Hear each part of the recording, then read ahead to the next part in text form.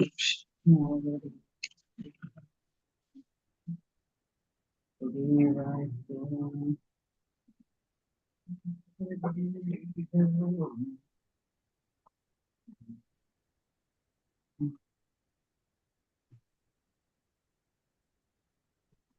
Krishna.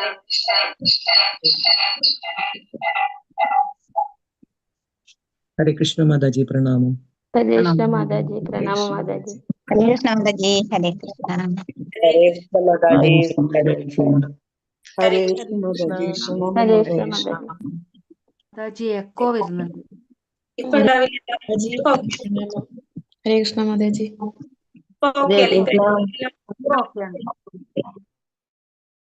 ഹരേ കൃഷ്ണ. എല്ലാവർക്കും പ്രണാമം. ഹരേ കൃഷ്ണ. ഓം നമോ ഭഗവതേ വാസുദേവായ. ഓം നമോ ഭഗവതേ വാസുദേവായ.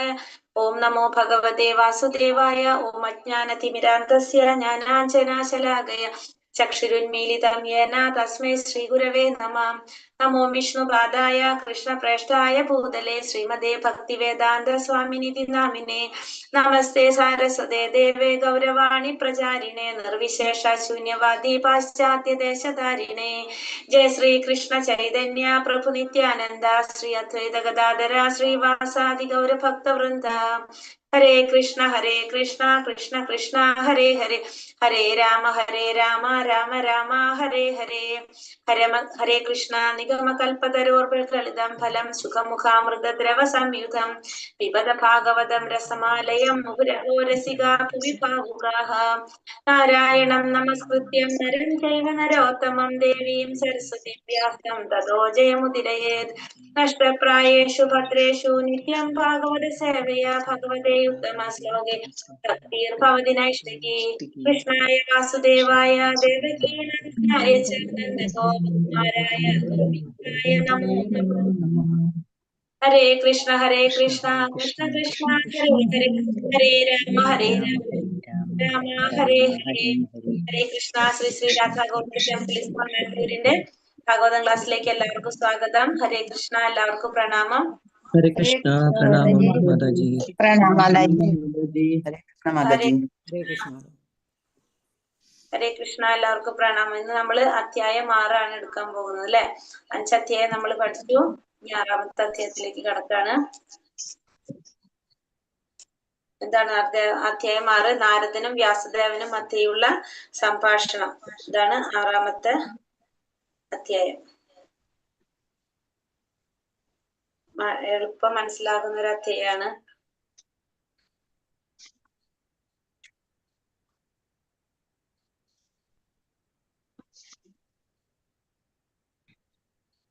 ഹരേ കൃഷ്ണ. നാരദനും വ്യാസദേവനും മധ്യയുള്ള സംഭാഷണം. ഓം നമോ ഭഗവതേ വാസുദേവായ. ഹരേ കൃഷ്ണ. സൂത ഉവാച ഏവം നിശമ്യ ഭഗവാൻ ദേവർഷിർജന്മ കർമ്മ ച ഭൂയ പപ്രച്ഛ തം ബ്രഹ്മൻ വ്യാസ സത്യവതീ സുതഃ. ഹരേ കൃഷ്ണ. ചൊല്ലിക്കോളൂ. ഭഗവതേ വാസുദേവായ സൂതോവാച കർമ്മ ച ഭൂയ ഹരേ രാമ രാമ രാമ ഹരേ. ഹരേ രാമ രാമ രാമ ഹരേ. ബ്രഹ്മാൻ വ്യാസം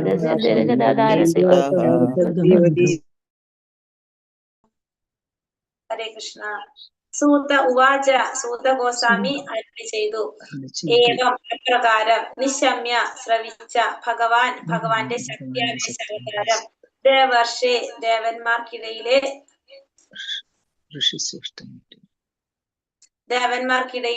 ഋഷി ശ്രേഷ്ഠന്റെ ജനനം കർമ്മ പ്രവൃത്തി ച പൂയ വീണ്ടും പപ്രച്ച അന്വേഷിച്ചു തം അദ്ദേഹത്തോട് ബ്രഹ്മൻ അല്ലയോ ബ്രാഹ്മണരെ വ്യാസദേവൻ സത്യവതി സൂത സത്യവതിയുടെ പുത്രൻ. വിവർത്തനം ഭാവാർത്ഥം ശ്രീല പ്രഭുപാദ് കി ജയ്. വിവർത്തനം. ശ്രീ സൂതഗോസ്വാമി അരുളി ചെയ്തു. അല്ലയോ ബ്രാഹ്മണരെ, ഇങ്ങനെ ശ്രീ നാരദന്റെ ജന്മകർമ്മങ്ങളെ കുറിച്ചെല്ലാം ശ്രവിച്ചാൽ ഭഗവത് അവതാരവും സത്യവതി സൂതനുമായ വ്യാസദേവൻ ഇപ്രകാരം അന്വേഷിച്ചു. ഇപ്പൊ കഴിഞ്ഞ കഴിഞ്ഞ അധ്യായത്തിൽ നമ്മൾ കണ്ടു അല്ലെ, കാരണം വെച്ചാൽ ആരാണ് നാരദ മഹർഷി തന്റെ പൂർവ്വജന്മത്തെ കുറിച്ച് പറയായിരുന്നു. അപ്പൊ അതിനെ കുറിച്ച് കൂടുതൽ അറിയാൻ ആഗ്രഹിക്കുകയാണ് ആര്? വ്യാസ മഹർഷി. വ്യാസ മഹർഷി പറയുന്നതാണ് ഇവിടെ. ആരാ പറയുന്നത്? സൂതഗോസ്വാമി പറയാണ്, ബ്രാഹ്മണരെ, ഇങ്ങനെ ശ്രീ നാരദന്റെ ജന്മകർമ്മങ്ങളെ കുറിച്ചെല്ലാം ശ്രവിച്ച ഭഗവാന്റെ അവതാരവും സത്യവതി സുതനുമായിട്ടുള്ള വ്യാസദേവൻ ഇപ്രകാരം അന്വേഷിച്ചു. എന്താ അന്വേഷിച്ചത്? ഭാവാർത്ഥം. നാരദമുനിയുടെ പരിപൂർണതയെ കുറിച്ച് അറിയുവാൻ ഇനിയും ജിജ്ഞാസുവായിരുന്ന വ്യാസദേവൻ അദ്ദേഹത്തെ കുറിച്ച് കൂടുതൽ അറിയുവാൻ അഭിലഷിച്ചു. ഭഗവത് വിയോഗത്തിന്റെ അതീന്ദ്രിയ ഇവിടെ കൂടുതൽ നാരദ മഹർഷിയെ കുറിച്ച് കൂടുതൽ അറിയാനായിട്ട് അന്വേഷിക്കുകയാണ്, ആഗ്രഹിക്കുകയാണ് ആര്? വ്യാസ മഹർഷി. അപ്പൊ ഭഗവത് വിയോഗത്തിന്റെ അതീന്ദ്രിയ ധ്യാനത്തിൽ നിമഗ്നനായിരുന്ന വേളയിൽ അദ്ദേഹത്തിന് അത്യധികം വേദനാജനകമായി തീർന്നപ്പോൾ ഭഗവാനുമായി ഈ ഒരു ഹ്രസ്വ സന്ദർശനം സാധ്യമായത് എങ്ങനെയെന്ന് ഈ അധ്യായത്തിൽ ശ്രീനാരദൻ വിശദീകരിക്കുന്നു. ഈ ഒരു അധ്യായത്തില് നാരദ മഹർഷിയുടെ ജീവിതത്തെ കുറിച്ച് കുറച്ചും കൂടി ഡീറ്റെയിൽ ആയിട്ട് അല്ലെ നാരദ മഹർഷി പറയാണ് ഇവിടെ. അപ്പൊ അദ്ദേഹത്തിന് അത്യധികം വേദനാജനകമായി തീർന്ന സമയത്ത്, ധ്യാനത്തിൽ നിമഗ്നനായിരുന്ന വേളയില് അദ്ദേഹത്തിന് അത് അത്യന്തം വേദനാജനകമായി തീർന്നപ്പോൾ ഭഗവാനുമായിട്ടൊരു ഹ്രസ്വ സന്ദർശനം സാധ്യമായത് എങ്ങനെയെന്ന് നാരദ മഹർഷി ഇവിടെ വിശദീകരിക്കുകയാണ്. ശ്ലോകം 2 ചെറിയ ചെറിയ ശ്ലോകങ്ങളാണ്, നമുക്ക് വായിച്ചു പോകാം. വ്യാസ ഉവാച ഭിക്ഷുഭിർവിപ്രവസിതേ വിജ്ഞാനാദേഷ്ടൃഭിസ്തവ വർത്തമാനോ വയാസാദ്യോ തഥാ കിമാ കരോത് ഭവാൻ. ചൊല്ലിക്കോളൂ. വ്യാസ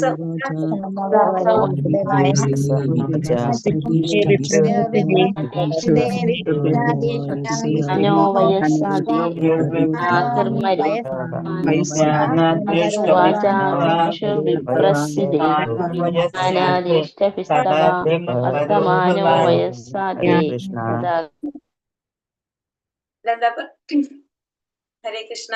വ്യാസ ഉവാച, ശ്രീ വ്യാസൻ അരുളി ചെയ്തു, ഭിക്ഷുഭി ശ്രേഷ്ഠരായ ഭിക്ഷാന്തേഹികളാൽ, വിപ്രവസിതേ ഇതര സ്ഥലങ്ങളിലേക്ക് പ്രയാണം ആരംഭിച്ച ശേഷം, വിജ്ഞാന അതീന്ദ്രിയ ശാസ്ത്രീയ വിജ്ഞാനം, ആദേഷ്ടൃഭി നിർദ്ദേശിച്ചവർ, തവ അങ്ങയുടെ, വർത്തമാനം വയസ്സി ആയുസ് ആദ്യ ആരംഭിക്കുന്നതിന് മുമ്പ്, തഥ അതിനുശേഷം, കിം എന്ത്, അകരോ ചെയ്തു, ഭഗവാൻ തന്നെ വിവർത്തനം. ഭാവാർത്ഥം. ശ്രീല പ്രഭുപാദ് കി ജയ്. വിവർത്തനം. ശ്രീ വ്യാസദേവൻ ചോദിച്ചു, അങ്ങേക്ക് ശാസ്ത്രീയമായി അതീന്ദ്രിയ ജ്ഞാനം ഉപദേശിച്ച ഋഷിവര്യന്മാരുടെ പ്രയാണത്തിനു ശേഷം ഈ ജന്മം ആരംഭിക്കുന്നതിന് മുമ്പ് അങ്ങ് എന്ത് ചെയ്തു? അപ്പോ വ്യാസ മഹർഷി ചോദിക്കുന്ന എന്താണ്? ശാസ്ത്രീയമായ ഈ അതീന്ദ്രിയ ജ്ഞാനം ഉപദേശിച്ച ഋഷിവര്യന്മാരുടെ പോയതിനു ശേഷം ഈ ജന്മം ആരംഭിക്കുന്നതിന് മുമ്പ്, നാരദ മഹർഷി ആവുന്നതിന് മുമ്പ് അങ്ങ് എന്താണ് ചെയ്തത് എന്ന് വ്യാസദേവൻ ചോദിക്കുകയാണ്. ഭാവാർത്ഥം. വ്യാസദേവൻ ശ്രീ നാരദ മുനിയുടെ ശിഷ്യനായിരുന്നു. ആകയാൽ ആത്മീയാചാര്യരിൽ നിന്ന് ദീക്ഷ സ്വീകരിച്ച ശേഷം ശ്രീ നാരദൻ എന്ത് ചെയ്തുവെന്ന് ശ്രവിക്കാൻ അദ്ദേഹം ഉത്സുകനായത് സ്വാഭാവികമായിരുന്നു. അതേ ജീവിത പരിപൂർണത പ്രാപ്തമാക്കാനായി ശ്രീ നാരദന്റെ കാലടികളെ പിന്തുടരാൻ അദ്ദേഹം അഭിലഷിച്ചു. ആത്മീയാചാര്യരിൽ നിന്നും അന്വേഷിച്ചറിയാനുള്ള ഈ ആഗ്രഹം പുരോഗമന പാതയിൽ അത്യന്താപേക്ഷിതമാണ്. ഈ പ്രക്രിയയെ ശാസ്ത്രീയമായി സന്ധർമ്മ പൃച്ഛ എന്ന് വിശേഷിപ്പിക്കുന്നു. അപ്പൊ വ്യാസദേവൻ ആരാണ്? നാരദ മഹർഷിയുടെ ശിഷ്യനാണ്. അതുകൊണ്ട് തന്നെ ആത്മീയ ആചാര്യരിൽ നിന്ന് ദീക്ഷ സ്വീകരിച്ച ശേഷം നാരദ മഹർഷി എന്ത് ചെയ്തെന്ന് അറിയാനായിട്ട് ആർക്ക് ആകാംക്ഷയുണ്ട്? വ്യാസ മഹർഷിക്ക് ആകാംക്ഷയുണ്ട്. കാരണം അതേ രീതിയിൽ അതേ ജീവിത പരിപൂർണത പ്രാപ്തമാക്കാനായിട്ട് ശ്രീ നാരദ മഹർഷിയുടെ കാലടികളെ പിന്തുടരാനായിട്ട് ആരാഗ്രഹിച്ചു? വ്യാസദേവൻ ആഗ്രഹിച്ചു. ആത്മീയ ആചാര്യരിൽ നിന്നും അന്വേഷിച്ചറിയാനുള്ള ഈ ആഗ്രഹം പുരോഗമന പാതയിൽ അത്യന്താപേക്ഷിതമാണ്. ഈ പ്രക്രിയയാണ് ശാസ്ത്രീയമായിട്ട് എന്ത് പറയുന്നത്? സന്ധർമ്മ പൃച്ഛ എന്ന് പറയുന്നത്. അപ്പൊ ഒരു ഗുരുവിൽ നിന്ന് ദീക്ഷ സ്വീകരിച്ച ആ ഗുരുവിന്റെ പാത പിന്തുടരാന്നുള്ളത് ആത്മീയമായ രീതിയിൽ ചെയ്യുന്ന ഒരു പ്രവൃത്തിയാണല്ലേ. അപ്പൊ അതിന് പറയുന്നൊരു പേരെന്താണ്? അങ്ങനെ ശാസ്ത്രീയമായിട്ട് ചെയ്യുന്ന ഈ പ്രക്രിയയെ നമ്മൾ പറയുന്നത് സന്ധർമ്മ പൃച്ഛ എന്നാണ് അതിനെ വിശേഷിപ്പിക്കുന്നത്. ഹരേ കൃഷ്ണ. ഇനി അടുത്തത് ശ്ലോകം 3. സ്വയം ഭുവാകയാ വൃത്യ വർത്തിതം തേ പരം വയഃ കഥം ചേതമുദസ്രാക്ഷി കാലേ പ്രാപ്തേ കളേവരം. ഹരേ കൃഷ്ണ, ചൊല്ലിക്കോളൂ.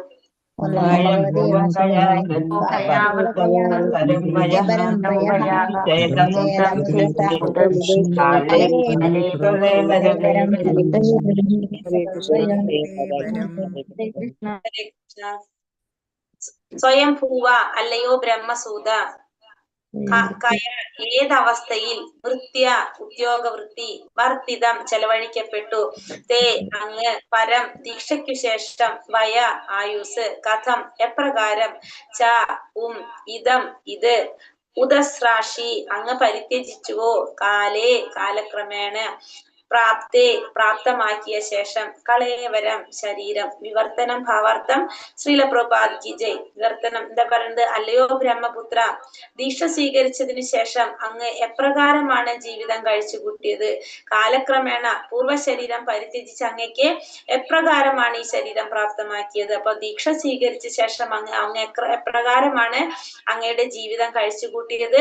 കാലക്രമേണ ഈ പൂർവ്വ ശരീരം ത്യജിച്ച് അങ്ങയ്ക്ക് എപ്രകാരമാണ് ഈ ഒരു ശരീരം അങ്ങേക്ക് പ്രാപ്തമാക്കാൻ സാധിച്ചത്? എങ്ങനെയാണ്? അപ്പൊ കഴിഞ്ഞ ജന്മത്തിൽ ആ ശരീരം ത്യജിച്ചിട്ടുള്ള അങ്ങേക്ക് എപ്രകാരമാണ് ഈ ജന്മത്തില് നാരദ മഹർഷിയാവാനായിട്ട് ആ ഒരു ശരീരം സ്വീകരിക്കാൻ സാധിച്ചത്? എപ്രകാരമാണ്? പിന്നെ ദീക്ഷ സ്വീകരിച്ചതിന് ശേഷം അങ്ങ് എപ്രകാരമാണ് ജീവിതം കഴിച്ചു കൂട്ടിയത്? ഇതൊക്കെ ചോദിക്കാണ്, വ്യാസ മഹർഷി ചോദിക്കുകയാണ്.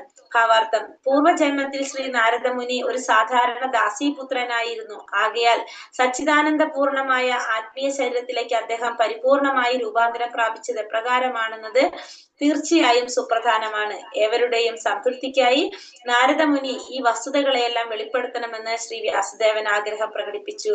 അപ്പോ കഴിഞ്ഞ ജന്മത്തിൽ നാരദ മഹർഷി ആരായിരുന്നു? ഒരു സാധാരണ ദാസീപുത്രനായിട്ടാണ് ജന്മം എടുത്തിട്ടുണ്ടായിരുന്നത്.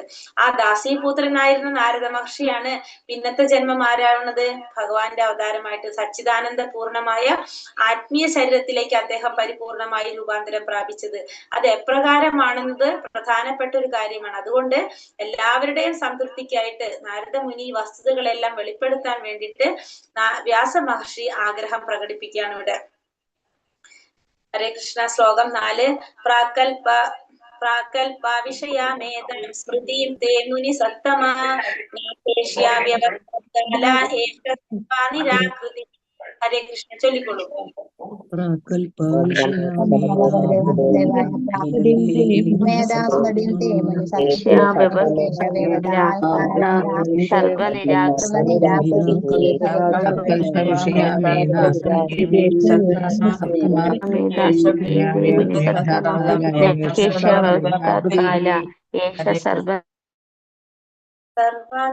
ഹരേ കൃഷ്ണ. പ്രാക് മുൻപുള്ള, കൽപ്പ ബ്രഹ്മദേവന്റെ ഒരു ദിനം, വിഷയം ശ്രദ്ധാ വിഷയം, ഏതാം ഇവയെല്ലാം, സ്മൃതി സ്മരണം, തേ അങ്ങയുടെ,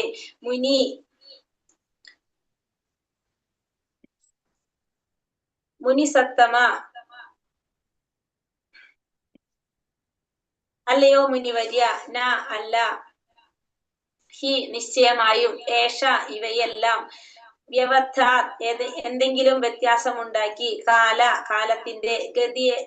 കാലത്തിന്റെ ഗതി, ഏഷ ഇവയെല്ലാം, സർവ എല്ലാം, നിരാകൃതി ഉന്മൂലനം. വിവർത്തനം ഭാവാർത്ഥം ശ്രീല പ്രഭുപാദ് കി ജയ്.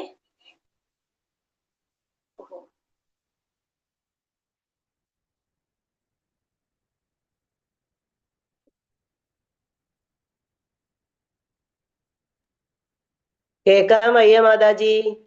ഒരു മിനിറ്റ് മാതാജി, മാറിപ്പോയി, സ്ലോക്കായി കിട്ടി. ഇതല്ല, നിരാകൃതി ഉന്മൂലനം.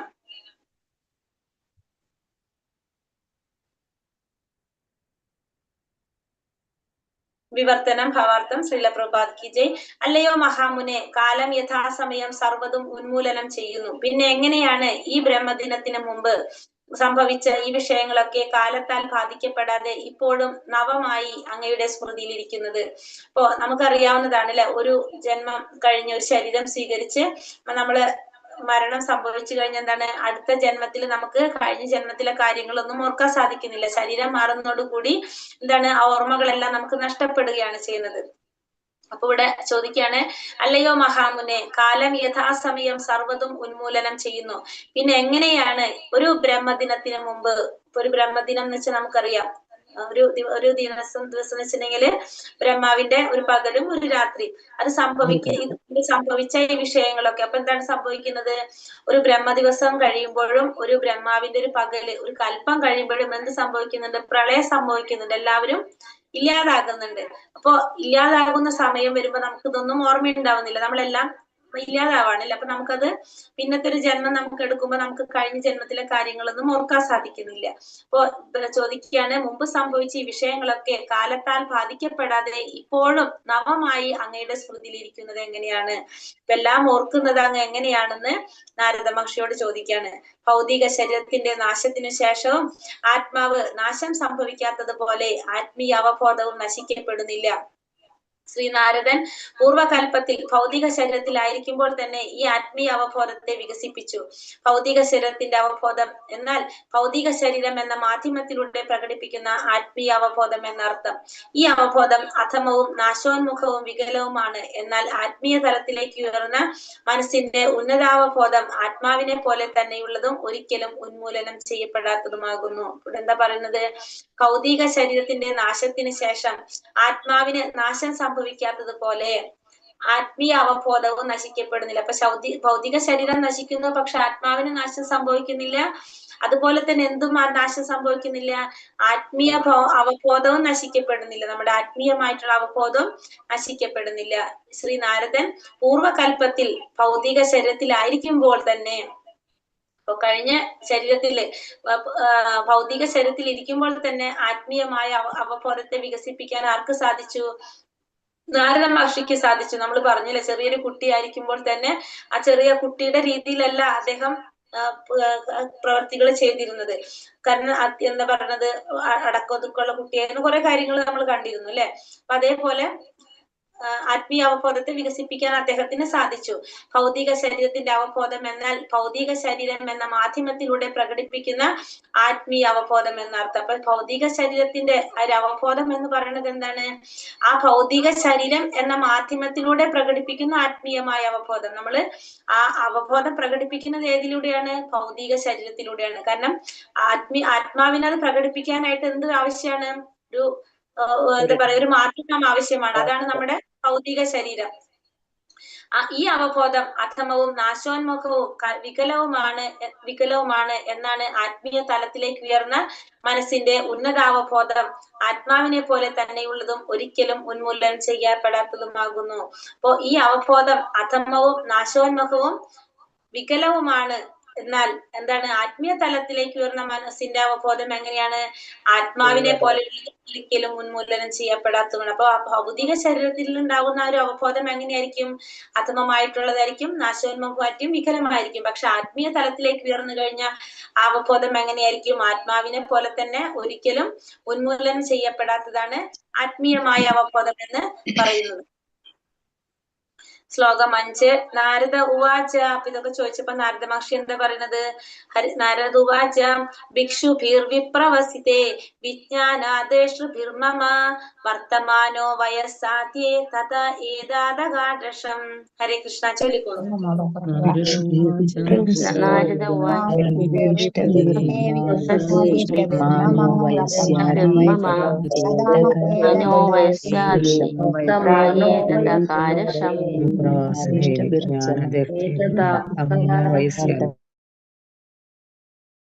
നാരദ ഉവാച. ശ്രീ നാരദൻ അരുളി ചെയ്തു, ഭിക്ഷുഭി ശ്രേഷ്ഠ ഋഷിമാരാൽ വിപ്രവസിതെ ഇതര സ്ഥലങ്ങളിലേക്ക് പ്രയാണം ആരംഭിച്ച ശേഷം വിജ്ഞാന ശാസ്ത്രീയമായ ആത്മീയജ്ഞാനം അതേ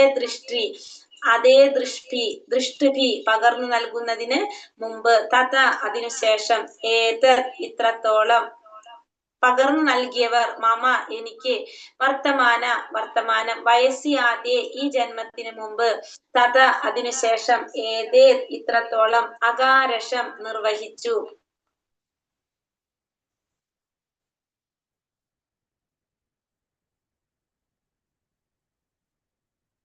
ഭാവാർത്ഥം വിവർത്തനം ഭാവാർത്ഥം ശ്രീല പ്രഭുപാദിക്ക് ജയ്. ശ്രീ നാരദൻ അരുളി ചെയ്തു, എനിക്ക് അതീന്ദ്രിയതയെ കുറിച്ച് ഉള്ള ശാസ്ത്രീയ ജ്ഞാനം പകർന്നു നൽകിയ ശ്രേഷ്ഠ ഋഷിമാർ ഇതര സ്ഥലങ്ങളിലേക്ക് പ്രയാണം ആരംഭിച്ച ശേഷം ഞാൻ ഇപ്രകാരം ജീവിതം കഴിച്ചുകൂട്ടി. അപ്പൊ അദ്ദേഹം പറയാണ്, എനിക്ക് അതീന്ദ്രിയമായ ജ്ഞാനം പകർന്നു നൽകിയതിന് ശേഷം ആ ഋഷിമാര് പല സ്ഥലങ്ങളിലേക്ക് പ്രയാണം ആരംഭിച്ചു. അതിനുശേഷം ഞാൻ ഇപ്രകാരം എന്റെ ജീവിതം കഴിച്ചുകൂട്ടി. ഭാവാർത്ഥം പൂർവജന്മത്തിൽ ശ്രേഷ്ഠ ഋഷിമാരുടെ കൃപയാൽ ആത്മീയ ജ്ഞാനത്താൽ പൂരിതനായപ്പോൾ 5 വയസ്സ് മാത്രം പ്രായമുള്ള ബാലനായിരുന്നിട്ടും ശ്രീ നാരദന്റെ ജീവിതത്തിൽ പ്രകടമായ മാറ്റമുണ്ടായി. പ്രാമാണികനായ ആധ്യാത്മിക ഗുരുവിൽ നിന്നും ദീക്ഷ സ്വീകരിച്ച ശേഷം ദൃശ്യമാകുന്ന പ്രമുഖ ലക്ഷണമാണിത്. ഭക്തന്മാരുമായുള്ള യഥാർത്ഥ സംസർഗം ജീവിതത്തിൽ ആത്മീയ സാക്ഷാത്കാരത്തിനായി ശീഘ്രമായ പരിവർത്തനം ഉണ്ടാക്കുന്നു. ശ്രീ നാരദ മുനിയുടെ പൂർവ്വജന്മത്തിൽ അത് എപ്രകാരമാണ് സംഭവിച്ചതെന്ന് ഈ അധ്യായത്തിൽ തുടർന്ന് വിശദീകരിക്കുന്നു. അപ്പൊ പൂർവ്വജന്മത്തില് ഋഷിമാരുടെ കൃപയാൽ ആത്മജ്ഞാനം നേടിയ ശേഷം 5 വയസ്സ് മാത്രം പ്രായമുള്ള ബാലനായിരുന്നിട്ട് കൂടി നാരദ മഹർഷിയുടെ ജീവിതത്തിലും പ്രകടമായ മാറ്റങ്ങൾ ഉണ്ടായി. ആ പ്രാമാണികനായിട്ടുള്ള ആധ്യാത്മിക ഗുരുവിൽ നിന്ന് ദീക്ഷ സ്വീകരിച്ച ശേഷം ദൃശ്യമായിട്ടുള്ള പ്രമുഖ ലക്ഷണമാണിത്. ദീക്ഷ സ്വീകരിക്കുമ്പോൾ ചെറിയൊരു നമുക്കൊരു മാറ്റം മനസ്സിലാക്കാനായിട്ട് സാധിക്കും. ഭക്തന്മാരുമായുള്ള യഥാർത്ഥ സംസർഗം ജീവിതത്തിൽ ആത്മീയ സാക്ഷാത്കാരത്തിനായി ശീഘ്രമായ പരിവർത്തനം ഉണ്ടാക്കുന്നു. ശ്രീ നാരദമുനിയുടെ പൂർവ്വജന്മത്തിൽ അത് എപ്രകാരമാണ് സംഭവിച്ചതെന്ന് ഈ അധ്യായത്തിൽ തുടർന്ന് വിശദീകരിക്കുന്നു. അപ്പോൾ ഭക്തന്മാരുമായിട്ടുള്ള സംസർഗം കൊണ്ട് ജീവിതത്തിൽ ഉണ്ടാകുന്ന മാറ്റത്തെ കുറിച്ചാണ് നമുക്കിപ്പോ നാരദ മഹർഷിയുടെ ജീവിതത്തിലൂടെ മനസ്സിലാക്കാനായിട്ട് സാധിക്കുന്നത്. ശുദ്ധ ഭക്തന്മാരുടെ ആ സംസർഗം കൊണ്ടാണ് നാരദ മഹർഷിക്ക് എന്തുണ്ടായത്, പെട്ടെന്നായൊരു മാറ്റമുണ്ടായത്. കൃഷ്ണ ശ്ലോകം 6. ഹരികൃഷ്ണ മാതാജി, ഈ ആത്മീയ ജ്ഞാനം നമുക്ക് അടുത്ത ജന്മത്തിൽ ഓർമ്മ വരില്ല ഈ ഭാഗവതം പഠിച്ചതൊക്കെ? നമുക്ക് ഓർമ്മ വരുന്ന വെച്ചിട്ടുണ്ടെങ്കിൽ നമുക്കത് പഠിക്കാൻ പറ്റും. നമുക്കത് പഠിക്കുമ്പോൾ എളുപ്പമായിട്ട് തോന്നും. നമ്മളത് പഠിച്ച പോലെ നമുക്ക് ഫീൽ ചെയ്യും. ആത്മീയ ജ്ഞാനം അങ്ങനെയാണ്. ഏകാത്മജാമേ ജനനി യോഷിൻ മൂഢാച കിംകരീം മയ്യാത്മജേ അനന്യഗതൗ ചക്രേ സ്നേഹാനുബന്ധനം. ഹരേ കൃഷ്ണ, ചൊല്ലിക്കൊള്ളൂ.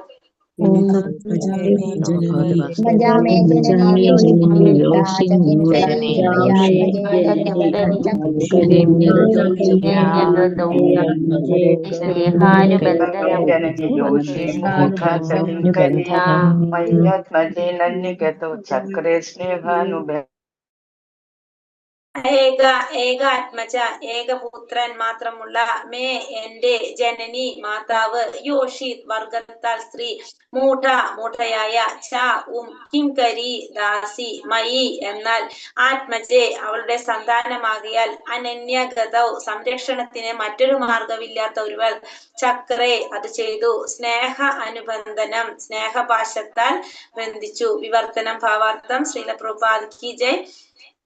ഒരു സാധാരണ സ്ത്രീ മാത്രമല്ല, പരിചാരകയും കൂടിയായ എന്റെ മാതാവിന്റെ ഏക പുത്രനാകയാൽ അവർക്ക് സംരക്ഷണത്തിന് ഞാൻ ഒഴികെ മറ്റൊരു വഴിയുമില്ലായിരുന്നു. ആകയാൽ അവർ സ്നേഹപാശത്താൽ എന്നെ ബന്ധിച്ചു. ഇപ്പൊ ഇവിടെ എന്താ പറഞ്ഞത്, സാധാരണ സ്ത്രീയാണ് അല്ലെ, നമുക്കറിയാം. ദാസീപുത്രനായിട്ടാണ് നാരദ മഹർഷിയുടെ പൂർവ്വജന്മത്തിൽ ഉണ്ടായിരുന്നത്. അപ്പൊ അതുകൊണ്ട് തന്നെ ഒരു സാധാരണ സ്ത്രീ ആയതും പരിചാരകയും കൂടിയാണ് ആര്, നാരദ മഹർഷിയുടെ മാതാവ്. ഏകപുത്രനായതുകൊണ്ട് തന്നെ അവർക്ക് സംരക്ഷണത്തിന് ഞാനല്ലാതെ വേറെ ആരും ഇല്ലായിരുന്നു. അതുകൊണ്ട് തന്നെ അവർ എന്ത് ചെയ്തു, തന്നെ സ്നേഹപാശത്താൽ ബന്ധിച്ചു എന്നാ പറഞ്ഞ. സ്നേഹം കൊണ്ട് എല്ലാ മാതാപിതാക്കളും ചെയ്യുന്ന പോലെ സ്നേഹം കൊണ്ട് ബന്ധിച്ചു വെക്കുകയാണ് ചെയ്തത്. ആര്, നാരദ മഹർഷിയെ ബന്ധിച്ചു. കാരണം നാരദ മഹർഷിക്ക് ഒരു ജ്ഞാനം കിട്ടിയപ്പോ ഭഗവാനെ കുറിച്ച് കൂടുതൽ അറിയണം എന്ന് ആഗ്രഹിച്ചു. പക്ഷെ മാതാവ് സ്നേഹം കൊണ്ട് ബന്ധിച്ചു. ശ്ലോകം 7. സാസ്വാതന്ത്രാന കൽപ്പാസി ഉദ്യോഗക്ഷേമ മാമേച്ഛതി ഈശസ്യ ഹി വശേ ലോകോ യോഷാ ദാരുമയീ യഥാ. ഹരേ കൃഷ്ണ, ചൊല്ലിക്കോളൂ.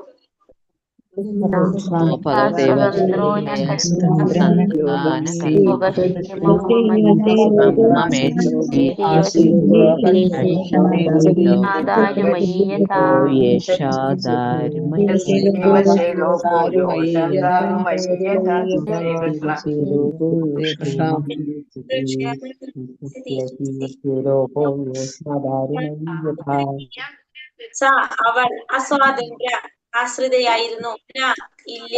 കൽപ്പ കഴിവുള്ള. ആസീത് ആയിരുന്നു. യോഗക്ഷേമം പരിപാലനം. മമ എന്റെ. ഇച്ഛതി ഇച്ഛിച്ചുവെങ്കിലും. ഈശസ്യ ഈശ്വരേച്ഛയുടെ. ഹി വേണ്ടി. വശേ നിയന്ത്രണ വിധേയമായി. ലോകം ഏവരും. യോഷ കളിപ്പാവ. ദാരുമയി മരത്തിൽ നിർമ്മിച്ച. യഥാ അത്രത്തോളം. വിവർത്തനം. ശരിയായ രീതിയിൽ എന്നെ പരിപാലിക്കാൻ ആഗ്രഹിച്ചിരിക്കുന്നുവെങ്കിലും അസ്വതന്ത്രമായ അവർക്ക് എനിക്ക് വേണ്ടി യാതൊന്നും ചെയ്യുവാൻ കഴിഞ്ഞിരുന്നില്ല. ലോകം പരമപുരുഷ ഭഗവാന്റെ പരിപൂർണ നിയന്ത്രണത്തിലാണ്. ആകയാൽ ഏവരും പാവകളിക്കാരന്റെ കൈകളിലെ മരപ്പാവയെ പോലെയാണ്. അപ്പൊ ശരിയായ രീതിയിൽ എന്നെ പരിപാലിക്കാനായിട്ട് ആഗ്രഹിച്ചിരുന്നുവെങ്കിലും അമ്മയ്ക്ക് ആഗ്രഹം ഉണ്ടായിരുന്നു ശരിയായിട്ട് മകനെ പരിപാലിക്കണമെന്ന്. പക്ഷെ എന്താണ്, അസ്വതന്ത്രയായ അവർക്ക് എനിക്ക് വേണ്ടി യാതൊന്നും ചെയ്യുവാൻ കഴിഞ്ഞില്ല. സ്വാതന്ത്ര്യമില്ലാത്തത് കൊണ്ട് തന്നെ അതിനു വേണ്ടിയിട്ട് എനിക്ക് വേണ്ടിയിട്ട് ഒന്നും ചെയ്യാനായിട്ട് ആർക്ക് സാധിച്ചിരുന്നില്ല? അമ്മയ്ക്ക് സാധിച്ചിരുന്നില്ല. ലോകം പരമപുരുഷ ഭഗവാന്റെ പരിപൂർണ നിയന്ത്രണത്തിലാണ്. നമ്മൾ ഈ ലോകം മുഴുവൻ ആരുടെ നിയന്ത്രണത്തിലാണ്? ആത്മീയ ലോകവും ഭൗതിക ലോകവും ഒക്കെ ഭഗവാന്റെ നിയന്ത്രണത്തിലാണ്. ആകയാൽ ഏവരും പാവകളിക്കാരന്റെ കയ്യിലെ മരപ്പാവ പോലെയാണ്. ഈ ഭൗതിക ലോകത്തിലും എങ്ങനെയാണ്? എല്ലാവരും ഭഗവാന്റെ കയ്യില്, അതായത് പാവക്കളിക്കാരന്റെ കയ്യിലെ മരപ്പാവ പോലെയാണെന്ന്. അപ്പൊ അറിയാലോ നമുക്ക് പാവക്കളിക്കാരന്റെ കയ്യിലിരിക്കുന്ന മരപ്പാവയെ പോലെയാണ് എല്ലാവരും എന്ന് പറയുന്നത്. അതുപോലെ തന്നെ ആ അമ്മയ്ക്കും ആഗ്രഹം ഉണ്ടായിരുന്നു മകന് വേണ്ടിയിട്ട് ചെയ്യാനായിട്ട്, കുറെ കാര്യങ്ങൾ ചെയ്യാനൊക്കെ ആഗ്രഹം ഉണ്ടായിരുന്നു. പക്ഷെ ആരായിരുന്നു? ദാസിയായിരുന്നു. അപ്പൊ അതുകൊണ്ട് തന്നെ അതിനുള്ള സ്വാതന്ത്ര്യം ഒന്നും ആർക്കും ഉണ്ടായിരുന്നില്ല, അമ്മയ്ക്ക് ഉണ്ടായിരുന്നില്ല. ഈ ലോകത്തിലും അങ്ങനെ തന്നെയാണ്, ഭഗവാന്റെ നിയന്ത്രണത്തിലാണ് എല്ലാം. എല്ലാവരും എങ്ങനെയാണ്? ഒരു പാവകളിക്കാരന്റെ കയ്യിലെ മരപ്പാവയെ പോലെയാണ് ഈ ലോകത്തിലെന്ന് പറയാണ് ഇവിടെ. ശ്ലോകം 8. അഹം ച തത് ബ്രഹ്മകുലേ ഊഷിവാംസായന ബാലകായന. ബ്രഹ്മകുലേ ഉഷിവാംസോക്ഷയാ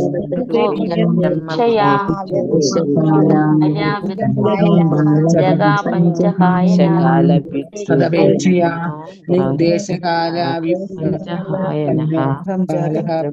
പഞ്ചഹായനഃ. അഹം ഞാൻ, ച തത് അത്, ബ്രഹ്മകുലെ ബ്രാഹ്മണ പാഠശാലയിൽ, ഊഷിവാൻ ജയിച്ചു, അത് തത് അവളുടെ, ഉപേക്ഷയ ആശ്രിതനായി, ദിക്ദേശേ ദിക്ദേശ ദിക്കുകളും ദേശങ്ങളും, കാല കാലം, അവ്യുത്പന്ന യാതൊരു അനുഭവമില്ലാത്ത, ബാലകഃ ബാലൻ മാത്രമായ, പഞ്ച അഞ്ച്, ഹായന വയസ്സ് മാത്രം, പ്രായം 5 വയസ്സ് മാത്രം, പഞ്ച 5, ഹായന വയസ്സ് പ്രായം. വിവർത്തനം. ഞാൻ 5 വയസ്സ് മാത്രം പ്രായമുള്ള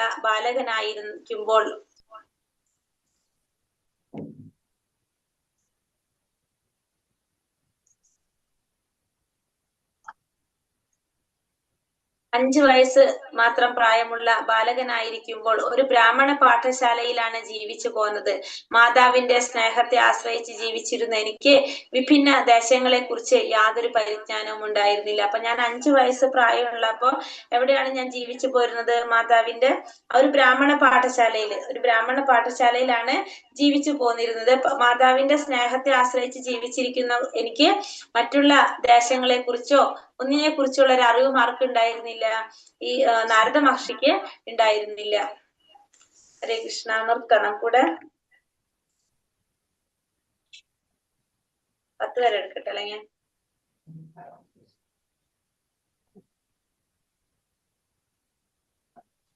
ഹരേ കൃഷ്ണ. 2 കൂടി എടുക്കണോ നിർത്തണോ? ഹരേ കൃഷ്ണ. എടുക്കാം മാതാജി. 8:15 ആയല്ലോ. ഹരേ കൃഷ്ണ. ശ്ലോകം 9. ഏകദാ നിർഗദാം ഗേഹ. 8. ഹരേ കൃഷ്ണ. നിർഗദാം ഗേഹാത് സുഗന്ധി നിശീന്താംബതി. 9ാമത്തെ ഏകദാ നിർഗദാം നിർഗദാം ദേഹാത് ദുഹന്തീം നിശികാം പഥി തർപ്പോദശതരാ സ്പൃഷ്ടാ കാലചോദിതാഃ. ഹരേ കൃഷ്ണ. ചൊല്ലിക്കൊള്ളൂ. दुःखन्ति कृपणां कालच्योदितां हरे कृष्ण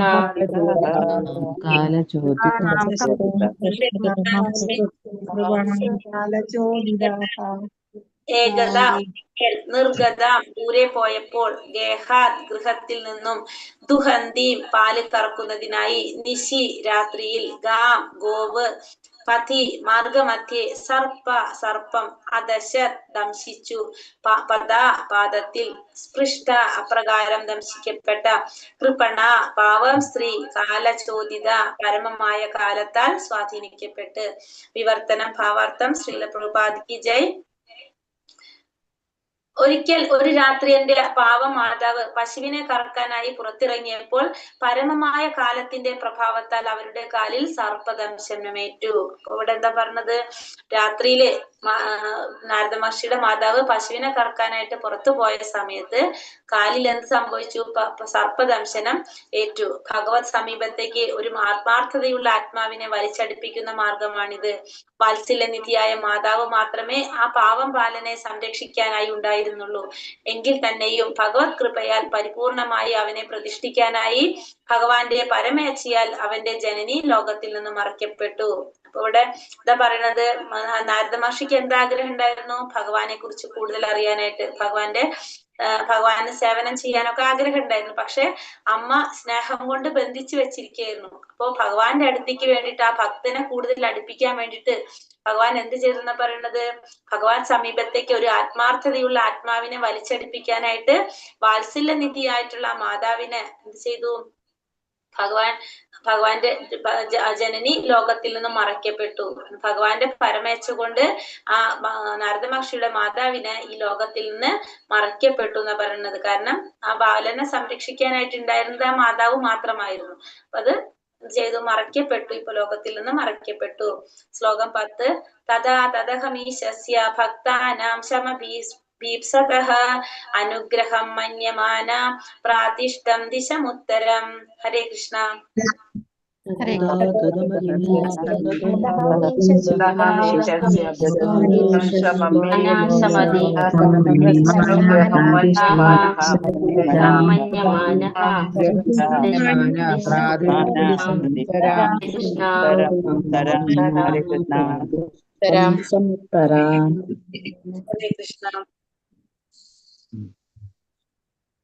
തഥാ ആ സമയം, തത് അത്, അഹം ഞാൻ, ഈശസ്യ ഭഗവാന്റെ, ഭക്താനാം ഭക്തരുടെ, ശം കൃപ, അഭീപ്സത ആഗ്രഹിച്ച,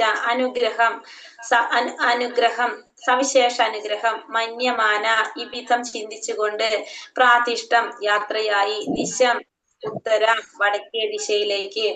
വിവർത്തനം ഭാവാർത്ഥം ശ്രീല പ്രഭുപാദ് കി ജയ്. സദാ സ്വഭക്തർക്ക് അനുഗ്രഹം മാത്രം കാക്ഷിക്കുന്ന ഭഗവാന്റെ സവിശേഷ കരുണയായി ഇതിനെ സ്വീകരിച്ച ഞാൻ അപ്രകാരം ചിന്തിച്ചുകൊണ്ട് ഉത്തര ദിശയിലേക്ക് പ്രയാണം ആരംഭിച്ചു. അപ്പോ നാരദ മഹർഷിയുടെ ആകെ ഈ ഭൗതിക ലോകത്ത് ഉണ്ടായിരുന്നത് ആര് മാത്രമായിരുന്നു? അമ്മ മാത്രമാണ് ഉണ്ടായിരുന്നത്, അല്ലെ? അപ്പോ അമ്മ മരണപ്പെട്ടു പോയപ്പോ നാരദ മഹർഷി എങ്ങനെയാ ചിന്തിച്ചത്? സദാ സ്വന്തം ഭക്തന്മാർക്ക് അനുഗ്രഹം മാത്രം നൽകാൻ കാക്ഷിക്കുന്ന ഭഗവാന്റെ ഒരു സവിശേഷ കരുണയായിട്ടാണ് അതിനെ സ്വീകരിച്ചത്. അപ്രകാരം ചിന്തിച്ചുകൊണ്ട് ഉത്തര ദിശയിലേക്ക് അദ്ദേഹം പ്രയാണം ആരംഭിച്ചു. നമ്മളെ ആത്മീയമായിട്ടും ഭൗതികമായിട്ടുള്ള കാഴ്ചപ്പാടിന്റെ വ്യത്യാസമാണ് അവിടെ മനസ്സിലാകുന്നത്, അല്ലെ? ഭൗതികമായിട്ട് നമ്മൾ കാണുന്നവരാണെങ്കിൽ നമ്മൾ എന്ത് പറയും? ആ കുട്ടിക്ക് ആകെ ഒരു അമ്മ മാത്രമേ ഉണ്ടായിരുന്നുള്ള, ആ അമ്മയെ ഇല്ലാണ്ടായി ഇപ്പോ എന്ന് പറയും, അല്ലെ? പക്ഷെ ആത്മീയമായിട്ട് ചിന്തിച്ചപ്പോ എന്താ ചിന്തിക്കുന്നത് എന്താണ് നാരദ മഹർഷി? കാരണം ഭഗവാന്റെ അനുഗ്രഹം കൊണ്ട് എന്താണ്, ഭഗവാന്റെ ഒരു കാരുണ്യമായിട്ടാണ് അതിനെ കാണുന്നത്. കാരണം ഭഗവാന്റെ സവിശേഷ കാരുണ്യമായിട്ട് കണ്ട് ഉത്തര ദിശയിലേക്ക് പ്രയാണം ആരംഭിച്ചു എന്ന് പറയാണ്. ഭഗവാന്റെ വിശ്വസ്ത ഭക്തർ ഓരോ കാൽവയ്പിലും ഭഗവാന്റെ അനുഗ്രഹ ആദേശങ്ങൾ ദർശിക്കുന്നു. ലൗകികമായ അർത്ഥത്തിൽ വിഷമകരമായി തോന്നുന്ന സന്ദർഭങ്ങളെയും അവർ ഭഗവാന്റെ സവിശേഷ കൃപയായി അംഗീകരിക്കുന്നു. ലൗകിക അഭിവൃദ്ധി ഒരു തരത്തിലുള്ള ഭൗതിക ജ്വരമാകുന്നു. ഭഗവത് കൃപയാൽ ഈ ഭൗതിക ജ്വരത്തിന്റെ താപം ക്രമേണ ശമിക്കുകയും ആത്മീയ ആരോഗ്യം പടിപടിയായി കരസ്ഥമാവുകയും ചെയ്യുന്നു. ലൗകികമാരായ ജനങ്ങൾ ഇതിനെ തെറ്റിദ്ധരിക്കുന്നു. അപ്പൊ ഭഗവാന്റെ വിശ്വസ്ത ഭക്തന്മാര് ഓരോ കാൽവയ്പിലും ഭഗവാന്റെ അനുഗ്രഹങ്ങൾ ദർശിക്കുകയാണ് ചെയ്യുന്നത്. ഇപ്പൊ ലൗകികമായ അർത്ഥത്തില് നമുക്ക് മനസ്സിലാകും വിഷമകരമായിട്ടുള്ള ഒരു സന്ദർഭമാണ് അവിടെ. കാരണം നാരദ മഹർഷിക്ക് ആകെ ഉണ്ടായിരുന്ന ഒരു ആശ്രയ അമ്മയായിരുന്നു. ആ അമ്മയും ഇല്ലാതായി. ചെറിയൊരു പ്രായമാണ്, കുട്ടിയാണ്, അമ്മയും ഇല്ലാണ്ടാവാണ് ചെയ്യുന്നത്. പക്ഷെ തോന്നുന്ന ഭഗവാന്റെ സവിശേഷ കൃപയായിട്ടാണ് ആര് കാണുന്നത്? ഭക്തർ അതിനെ കാണുന്നത് ഭഗവാന്റെ കൃപയായിട്ടാണ് കാണുന്നത്. ലൗകിക അഭിവൃദ്ധി ഒരു തരത്തിലുള്ള ഭൗതിക ജ്വരമാകുന്നു. ഭഗവത് കൃപയാൽ ഈ ഭൗതിക ജ്വരത്തിന്റെ താപം ക്രമേണ നശിക്കുകയും ആത്മീയ ആരോഗ്യം പടിപടിയായി കരസ്ഥമാക്കുകയും ചെയ്യും. ലൗകിക ജനങ്ങൾ ഇതിനെ തെറ്റിദ്ധരിക്കും. അപ്പൊ ലൗകികമായ രീതിയിലുള്ള നമ്മളെ താപം, അതായത് ലൗകികമായിട്ടുള്ള ആഗ്രഹങ്ങൾ എന്ന് പറഞ്ഞാൽ ഒരുവിധം ഭൗതികമായിട്ടുള്ള ഒരു ജ്വരമാണെന്ന് പറയുന്നത്. അപ്പൊ ആ ജ്വരത്തിന്റെ താപം ക്രമേണ നശിച്ച് ഭഗവാന്റെ കൃപ കൊണ്ട് ആ താപം, ആ ചൂട് ക്രമേണ നശിച്ച് നമുക്ക് എന്താണ് ആത്മീയമായിട്ട് ഉയരുന്നതിനനുസരിച്ച് എന്താണ് അത് പടിപടിയായിട്ട് ആരോഗ്യം, ആത്മീയമായ ആരോഗ്യം നമുക്ക് ഉണ്ടാകാണ് ചെയ്യുന്നത്. അപ്പൊ ലൗകികമായ ജനങ്ങൾ അതിനെന്ത് ചെയ്യും? അതിനെ തെറ്റിദ്ധരിക്കും. ഇപ്പൊ നമ്മൾ ഈ പറഞ്ഞ പോലെ തന്നെ എങ്ങനെ പറയാം നമുക്കതിന്? രണ്ടു തരത്തിൽ നമുക്ക് ലൗകികമായ ജനങ്ങൾ പറയുമ്പോ എന്തെന്ന് പറയാം? അവർക്ക് പറയാം അല്ലെ, നമ്മളിപ്പോ പറഞ്ഞ പോലെ തന്നെ ആകെ അമ്മ മാത്രമേ ഉണ്ടായിരുന്നുള്ളൂ, ബാക്കി ആരും ഉണ്ടായിരുന്നില്ല. ആ കുട്ടിയെ സംബന്ധിച്ച് വളരെ ബുദ്ധിമുട്ടാണെന്ന് പറയാം. അതായത് നമ്മൾ ഏത് കാഴ്ചപ്പാടാണ്? ശാരീരിക ബോധത്തിൽ ഇരുന്നു കൊണ്ട് നമുക്ക് അങ്ങനെ ചിന്തിക്കാം. പക്ഷെ ആത്മീയമായിട്ട് ചിന്തിക്കുമ്പോ എന്ത് പറയും? ഭക്തന്മാർ എന്ത് പറയും? ആ കുട്ടിക്ക് ഭഗവാനെ കുറിച്ച് കൂടുതൽ അറിയാനുള്ള ഒരു അവസരം. കാരണം ആകെ ഉണ്ടായിരുന്ന ബന്ധനം ആര് മാത്രമായിരുന്നു? അമ്മ മാത്രമായിരുന്നു. എന്ത് ചെയ്തു? അദ്ദേഹത്തിന് എവിടേക്ക് പോകാൻ സാധിച്ചു എന്ന് പറഞ്ഞ ഉത്തര ദിശയിലേക്ക് പ്രയാണം ആരംഭിച്ചു എന്നാ പറയുന്നത് അല്ലെ. അപ്പൊ അങ്ങനെയാണ് നാരദ മഹർഷിയുടെ പൂർവ്വജന്മത്തെ കുറിച്ച് ഈ അധ്യായം മുഴുവൻ അതിനെ കുറിച്ചാണ് പറയുന്നത്. നമുക്ക് നോക്കാം. ഹരേ കൃഷ്ണ. ഹരേ കൃഷ്ണ ഹരേ കൃഷ്ണ കൃഷ്ണ കൃഷ്ണ ഹരേ ഹരേ ഹരേ രാമ രാമ രാമ ഹരേ ഹരേ.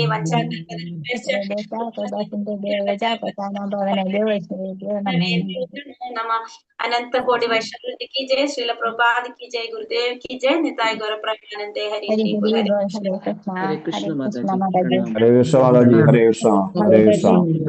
हरे कृष्ण माताजी, प्रणाम माताजी। हरे कृष्ण माताजी, प्रणाम। हरे कृष्ण, हरे कृष्ण। कृष्ण माताजी। ഹരേ കൃഷ്ണ. നേരത്തെ മാതാജി ചോദിച്ചത് നമ്മൾ ഈ പഠിക്കുന്നതൊക്കെ നമുക്ക് ഓർമ്മ ഉണ്ടാവില്ലേ എന്നല്ല അടുത്ത ജന്മത്തില്. നമ്മൾ ഈ ആത്മീയമായിട്ട് പഠിക്കുന്ന എല്ലാ കാര്യങ്ങളും നമ്മൾ ശരീരം കൊണ്ടല്ല പഠിക്കുന്നത്, നമ്മൾ ആത്മാവ് കൊണ്ടാണ് പഠിക്കുന്നത്.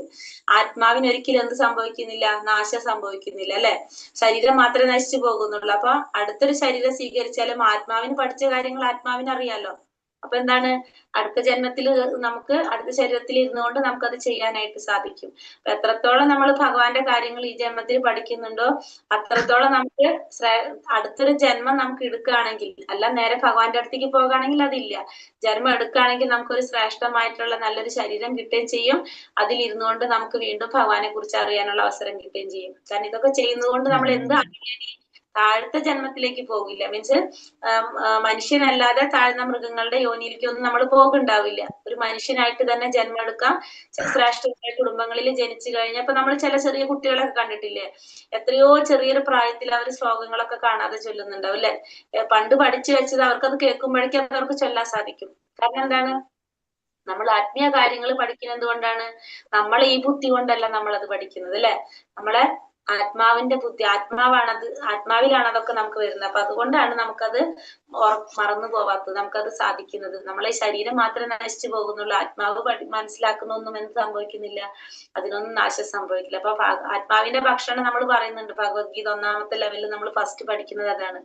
ആത്മാവിന് കൊടുക്കുന്ന ഭക്ഷണം എന്താണ്? നാമജപാന്ന് പറഞ്ഞാൽ അതായത് ഭഗവാനെ കുറിച്ചുള്ള കാര്യങ്ങളാണ്, ഭഗവാനെ കുറിച്ച് ബന്ധപ്പെട്ട ആത്മീയമായ വിഷയങ്ങളാണ് കൊടുക്കുന്നത്. അപ്പൊ ആത്മാവിന് പോഷണം കിട്ടുന്നത് അങ്ങനെയാവുമ്പോ സ്വാഭാവികമായിട്ട് അടുത്തൊരു ജന്മം നമ്മൾ എടുത്താൽ നമുക്ക് എന്ത് സാധിക്കും? ഈ ജന്മത്തിൽ ചെയ്തതിന്റെ നമുക്കത് ഓർമ്മ വരുന്ന പോലെ, നമ്മൾ ചിലത് വായിക്കുമ്പോൾ നമുക്ക് പെട്ടെന്ന് അത് ഓർക്കാൻ സാധിക്കുന്നത് നമ്മൾ.